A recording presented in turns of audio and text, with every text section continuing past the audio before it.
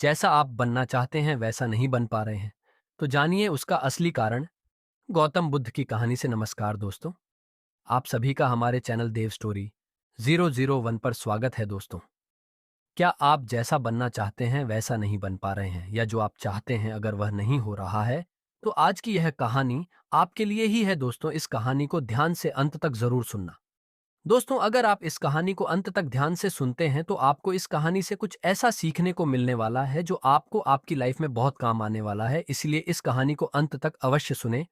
Life changing गौम बुड्ढा की कहानी दोस्तों। आज आपके पास जो कुछ भी है वह इसीलिए नहीं है कि आपकी किस्मत में इतना ही लिखा था या फिर आपकी किस्मत ही खराब है, बल्कि वह इसीलिए है क्योंकि आप इतना ही डिजर्व करते हैं दोस्तों। यह प्रकृति बड़ी ही न्यायप्रिय है। यह उसे उतना ही देती है जितने का वह हकदार होता है। चाहे वह ज्ञान हो या धन, अभी आपके पास उतना ही है जितने की आप हकदार हैं।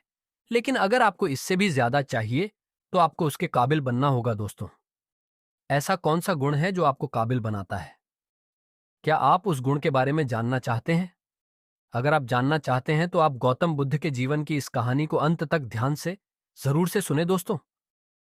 इस कहानी को सिर्फ समझेगा मत, बल्कि इस कहानी को अपने भीतर उतर जाने दीजिए। तो बिना समय को गवाए चलिए कहानी की शुरुआत करते हैं। गौतम बुद्ध के जीवन की शिक्षाप्रद कहानी जो आपका जीवन बदल देंगी। दोस्तों, एक बार गौतम बुद्ध को एक सभा में भाषण करना था, और जब सभा का समय हुआ तब बुद्ध वहां आए और बिना कुछ बोले ही वहां से चले गए। तकरीबन 100 से भी ज्यादा लोग बुद्ध का उस सभा में इंतजार कर रहे थे, और बुद्ध के इस तरह के व्यवहार को देखकर सभी लोग बहुत चौंके। लेकिन किसी ने भी बुद्ध से कोई भी प्रश्न नहीं किया दोस्तों। अगले दिन फिर से सभा का आयोजन हुआ, और दूसरे दिन सभा में लोगों की संख्या तकरीबन घट गई। इस बार तकरीबन 80 लोग सभा में बैठे हुए थे। बुद्ध सभा में आए, लेकिन इस बार भी बुद्ध ने वही किया। यानी बुद्ध इस बार भी आए और बिना कुछ बोले ही वहां से चले गए। लोग दोबारा से चौंके, लेकिन किसी ने भी बुद्ध से कोई प्रश्न नहीं किया। अगले दिन सभा का आयोजन फिर से किया, लेकिन इस बार सभा में लोगों की संख्या और घट गई। इस बार सभा में केवल 50 लोग ही आए हुए थे। बुद्ध सभा में फिर से आए, और उन्होंने इधर उधर देखा और बिना कुछ बोले ही सभा से चले गए। उसके बाद कुछ लोग क्रोधित भी हुए, क्योंकि लोगों ने अपना काम छोड़ छोड़ कर आए हुए थे। लेकिन किसी ने भी बुद्ध से कोई प्रश्न नहीं किया। अगले दिन फिर से सभा का आयोजन हुआ। दोस्तों, आप लोग जो इस कहानी को सुन रहे हैं, आप में से भी कुछ लोग मन ही मन ये कह रहे होंगे कि अरे कितनी बार सभा का आयोजन होगा। और आप लोगों को भी इस कहानी को सुनते वक्त इरिटेशन होना शुरू हुआ होगा, और जिन जिन लोगों को भी अभी इरिटेशन होनी शुरू हो गई है उन लोगों को तो ये कहानी बड़े ध्यान से पढ़कर समझना चाहिए। क्योंकि सभा का आयोजन हुआ, लेकिन इस बार सभा की संख्या और ज्यादा घट गई थी। यानी इस बार सभा में सिर्फ 30 लोग ही थे। फिर उसके बाद बुद्ध सभा में आए, मुस्कुराए, और फिर से बुद्ध ने वही किया। यानी बिना कुछ बोले ही वहां से चले गए। इस बार भी लोग बहुत क्रोधित हुए, और इस बार लोगों ने पीछे से कुछ कहा भी और बड़बड़ा ए भी, लेकिन बुद्ध ने उनके किसी भी प्रश्न का उत्तर नहीं दिया। दोस्तों, अगले दिन फिर से सभा का आयोजन हुआ, और इस बार लोगों की संख्या बहुत ज्यादा घट गई। यानी इस बार सभा में कुल मिलाकर 15 लोग ही आए हुए थे। इस बार भी बुद्ध सभा में आए, लेकिन इस बार बुद्ध अपना आसन ग्रहण कर लेते। फिर बुद्ध बोले, और बुद्ध ने उन 15 लोगों को उपदेश दिया, और वे 15 लोग ही बुद्ध के भिक्षु बन गए। और आगे चलकर उन 15 लोगों ने ही बुद्ध के ज्ञान को अलग अलग दिशाओं में फैला दिया।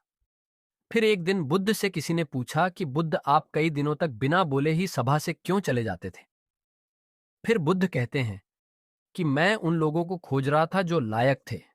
यानी कि पहले दिन से भी ज्यादा लोग आए हुए थे, उसमें से ज्यादातर लोग सिर्फ आए हुए थे, उन्हें मेरे उपदेश से कोई भी मतलब नहीं था। वे बस आ गए थे, और उसमें से ज्यादातर लोग सिर्फ देखने और सुनने आए हुए थे कि सभा में क्या होता है। वे मेरे काम के लोग नहीं थे, क्योंकि वे लोग मेरे ज्ञान को औरों तक नहीं पहुंचा सकते थे। मुझे तो उन लोगों की खोज थी जो मेरे ज्ञान को झंझन तक पहुंचा सके। कई दिनों तक सभा से बिना बोले ही मैं इसीलिए चला गया, क्योंकि मैं ये देखना चाहता था कि वे कौन लोग हैं जिनके भीतर वास्तव में प्यास है।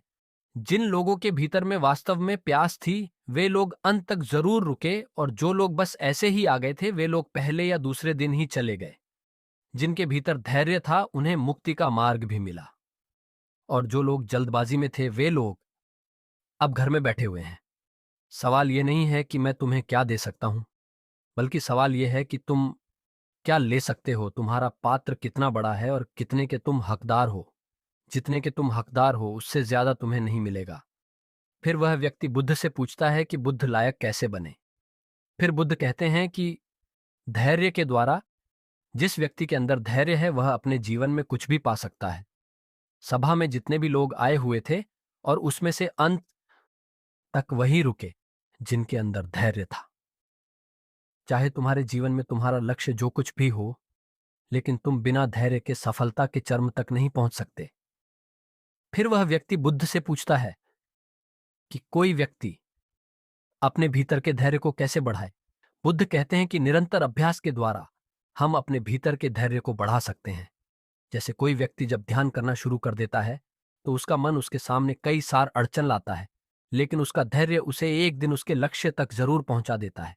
फिर वह व्यक्ति बुद्ध से कहता है कि मैं समझ गया, बुद्ध में समझ गया, यानी मुझे धैर्य के साथ निरंतर अभ्यास करने की आवश्यकता है।